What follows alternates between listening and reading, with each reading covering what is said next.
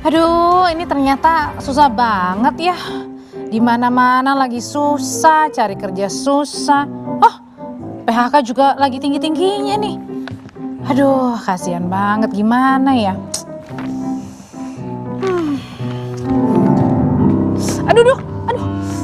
Aduh. Palingin orang jalan aja nih, udah lagi Ya capek juga. saya awalnya di sini. Ya, tapi Anda orang yang langsung nabrak, emang kenapa sih, Cing? Ya ini ampun. capek. Kenapa capeknya? Coba sini. Coba cerita, ada apa, Cing? Saya udah hampir putus asa nih. Sah. Iya, maksudnya udah 2 tahun kan udah nggak asih lagi. Saya emang udah Iya kan putus sudah asa. besar. Nyari kerja nggak dapet, ngelamar kesini, ngelamar kesana, syaratnya banyak banget. Emang syaratnya apa aja? Ada syaratnya umur maksimal, terus bawa ijazah. Saya udah bawa ijazah fotokopi. Ya, ijazah aslinya? Ijazah asli ada, Tapi saya nggak bawa. Harusnya ngomongnya aslinya mana gitu. oh iya salah tadi ini ya. Iya. Ulang ya. Ulang ya. Ya ini bawa ijazah fotokopi. Ya, ijazah aslinya mana? Nggak pakai ijazah. Oh, yang aslinya mana? Iya gitu ya. Aslinya mana gitu Aslinya ya. mana? Saya bawa ijazah fotokopi. Aslinya mana? Aslinya saya si Padang gitu maksudnya. Jadi Padahal gimmick tadi gak udah janjian. berhasil ya. Oh jadi gini. Jadi Cing ini susah Ya. karena tadi usianya udah maksimal. Ada juga yang kan ada teman-teman kita, saudara-saudara kita yang ijazahnya masih tertahan di sekolahnya. Kok ijazah mulu lu dari tadi ngomongnya? Kemarin minggu lalu pas lagi ngomong ijazah tertahan, Oh. gitu. Jadi dia agak susah untuk cari kerja karena ijazah aslinya belum didapetin. Pakai legalisir nggak boleh katanya. Oh gitu, jadi harus cari ijazah aslinya di mana ya? Iya. Oke, nah tapi ini nih mungkin Cing ini adalah salah satu dari sekian banyak yang kini susah cari kerja. Tadi salah satunya karena usia mungkin ya Cing ya. Udah nggak muda lagi. Tapi jiwa masih muda. Jiwa kan masih muda, tapi kan usia udah nggak bohong. Iya benar. Usia kan hanya sekedar umur. Ya umur adalah usia. Benar, usia, iya. Nah ini tapi nih kalau misalnya mungkin angin segar buat Anda yang sedang mencari pekerjaan khususnya di wilayah Jawa Timur ya. Kenapa sih Cing harus di Jawa Timur? Karena di Jawa Timur sekarang berencana akan melarang pembatasan usia pada rekrutmen pekerjaan. Gitu. Jadi semua kalangan bisa kerja asal masih kuat dan punya kemampuan yang pas dengan lowongannya. Nah, Gubernur Jawa Timur Kofifa Indar Parawansa ini telah menerbitkan surat edaran yang melarang diskriminasi usia dalam lowongan pekerjaan bagi calon pekerja di wilayahnya. Jadi surat edaran telah ditandatangani pada 2 Mei lalu dan disebarkan ke seluruh pimpinan perusahaan di Jawa Timur. Langkah ini diambil pemerintah provinsi untuk memberikan kesempatan bagi pencari kerja yang memasuki usia lanjut.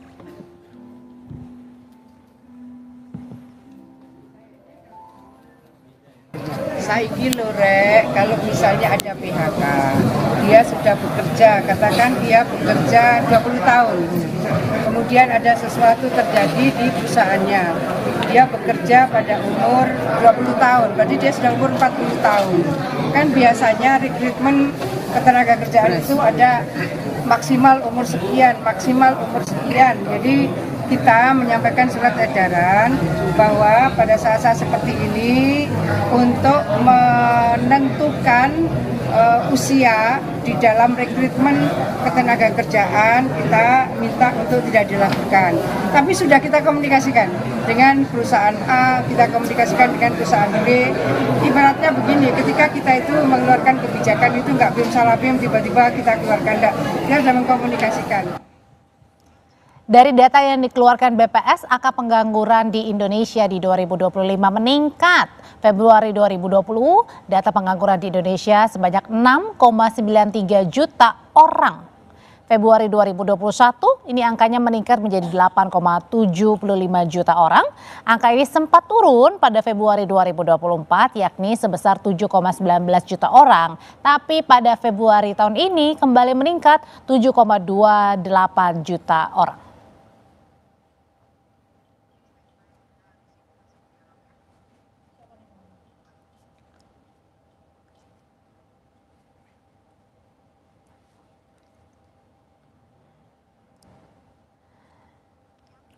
Ya, kita sudah terhubung dengan Pak Emil Dardak.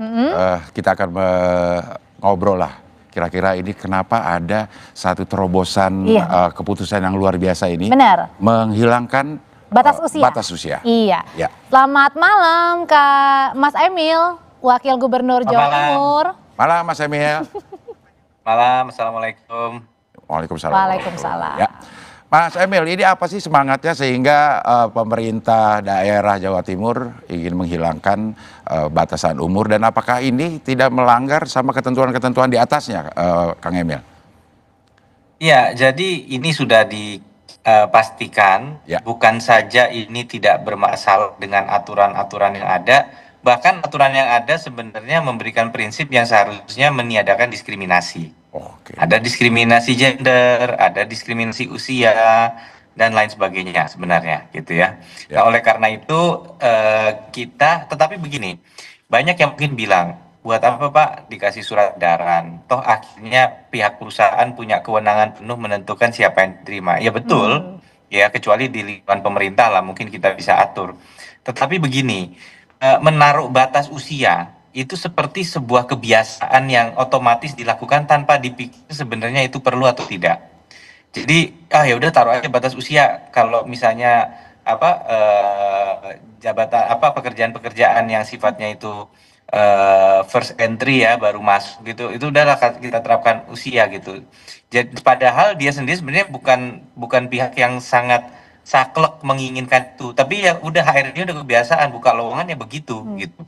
Nah, inilah yang ingin kita pertama dobrak di sini adalah set itu gitu. Jadi misalnya gitu, sekarang orang tuh masih biasaan nyalain mobil dipanasin kan gitu, padahal sebenarnya mobil-mobil baru nggak perlu dipanasin lagi mesinnya kan gitu.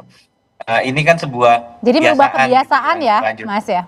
Iya, kebiasaan yang akhirnya saat kami tanya, oh iya ya, pas kita nanya ke perusahaan, oh iya Pak, kita malah lebih senang kadang sama yang udah lebih mature, karena mereka lebih stabil, mereka lebih loyal gitu. Jadi mereka juga nggak aware bahwa ternyata aturan ini diberlakukan, ini sebuah kebiasaan di lingkungan HRD yang ingin kita hilangkan.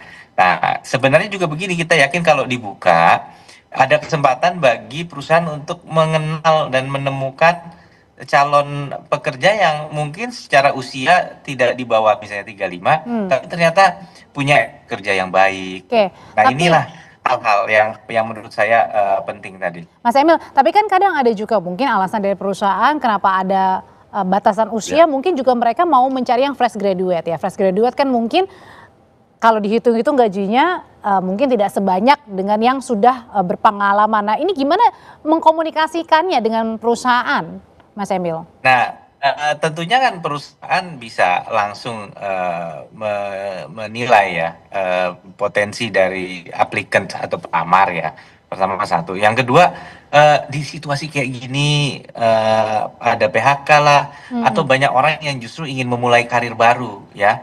Mereka ingin reskilling, pindah ke profesi lain. Nah, mereka ya bisa jadi newcomer di profesi yang lain gitu. Mereka punya pengalaman dalam hal pengalaman bekerja sebagai tim, bekerja dengan tanggung jawab, tapi di bidang itu mungkin mereka bisa dikatakan newcomer. Atau yang mereka yang jadi korban PHK terus ingin mencari kerja lagi.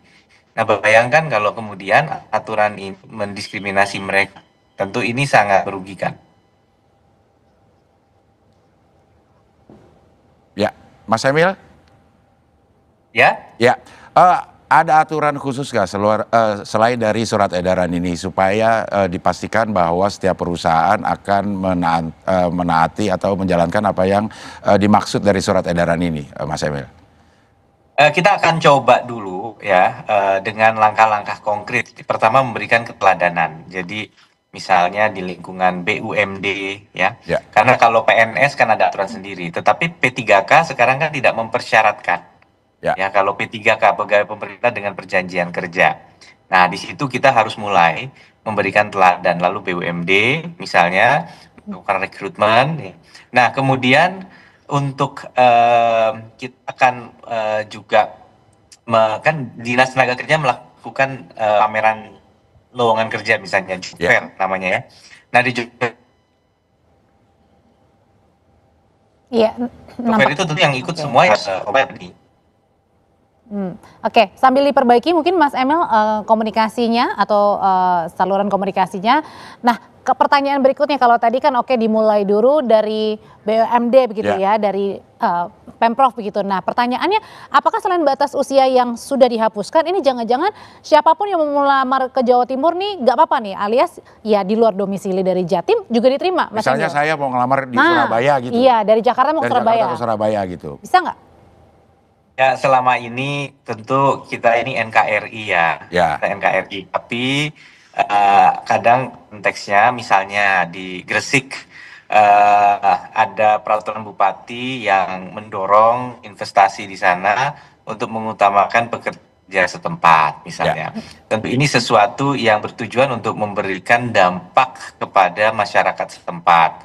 Nah, bagaimana kemudian hal-hal ini diterapkan, apalagi memang ini berlaku untuk tadi terutama masyarakat Gresik itu melihat banyaknya investasi besar, kemudian tentunya industri-industri berkembang, maka Bupati kemudian memberi pendorongan, tetapi untuk skill set tertentu yang memang membutuhkan talent pool yang lebih luas, tentu hal-hal seperti ini tidak bisa dibatasi gitu.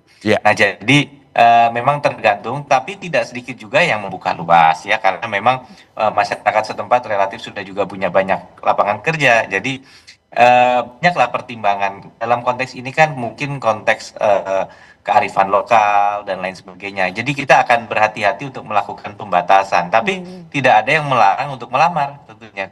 Keputusan itu akan kembali kepada masing-masing perusahaan, namun tadi ada konteks tertentu, aturan tertentu yang pastinya akan diperhatikan perusahaan dalam buka lowongan. Ada jenis-jenis pekerjaan yang bisa diprioritaskan nggak untuk dihapus saja pembatasan usianya, Mas Emil? Oh, justru dibalik, apa jenis pekerjaan tertentu yang memang secara teknis bisa dibuktikan? Nah, ini betul pertanyaan dari Bang Abdel.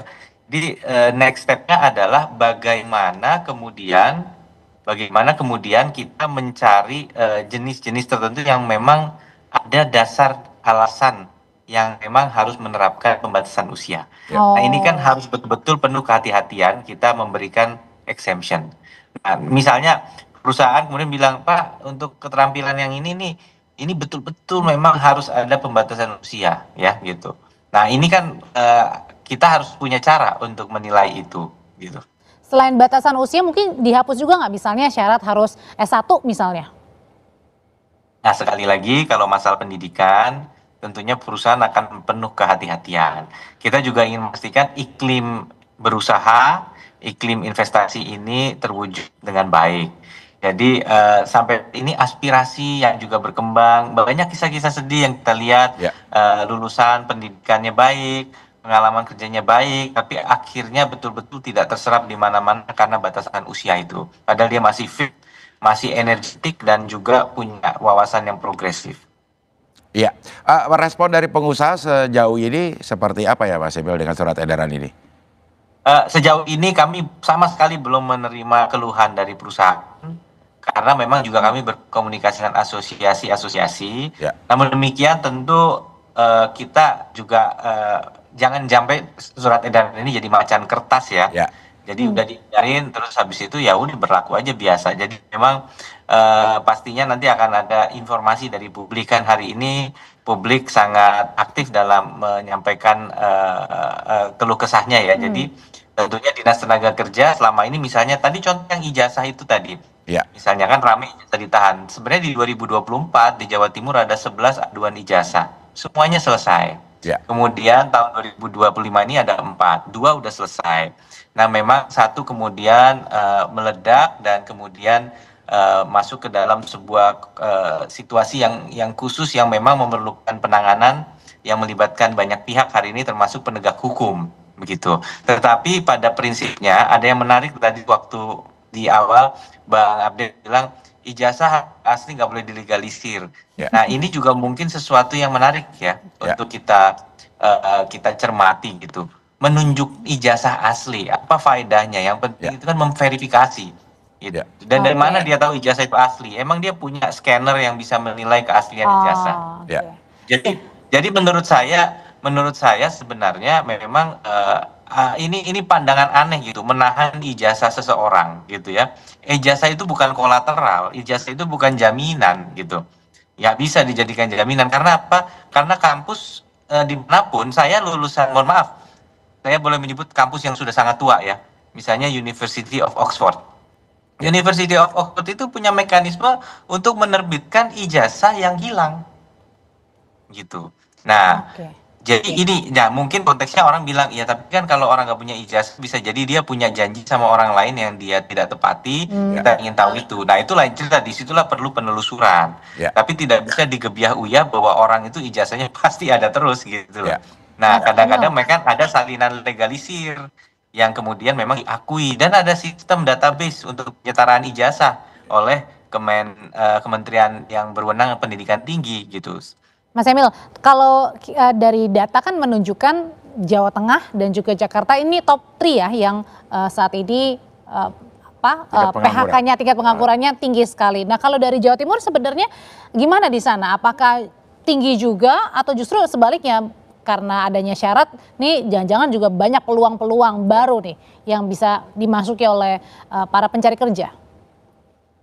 Ya, jadi tentunya ini salah satu upaya kita untuk lebih memberikan nilai keadilan di tengah masyarakat. Jadi pemerintah itu hadir bukan hanya mengejar target angka, tetapi juga nilai-nilai keadilan harus kita junjung tinggi. Mudah-mudahan tentu ujungnya seandainya perusahaan memiliki pilihan yang lebih luas, dia punya pegawai yang berpengalaman, yang mentalnya itu juga terlatih dengan baik, dan yang ternyata selama ini mungkin tersisih karena batas usia, dia akan lebih produktif. Dan semakin produktif tentu ekonominya semakin baik begitu. Tapi angka pengangguran kita tentunya alhamdulillah menunjukkan angka yang trennya membaik saat ini.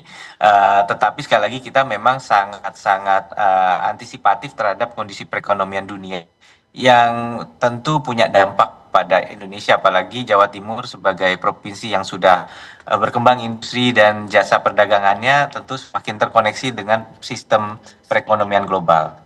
Ya. Baik, terima kasih Mas Emil. Mudah-mudahan kebijakan atau Sama-sama. surat edaran ini bisa menjadi apa ya namanya inovasi dan bisa ditiru oleh pemprov-pemprov lain, Ya. sehingga para pencari Mohon kerja doa juga restunya. lebih leluasa untuk mendapatkan pekerjaan. Terima kasih Mas Emil. Terima kasih Mas Emil.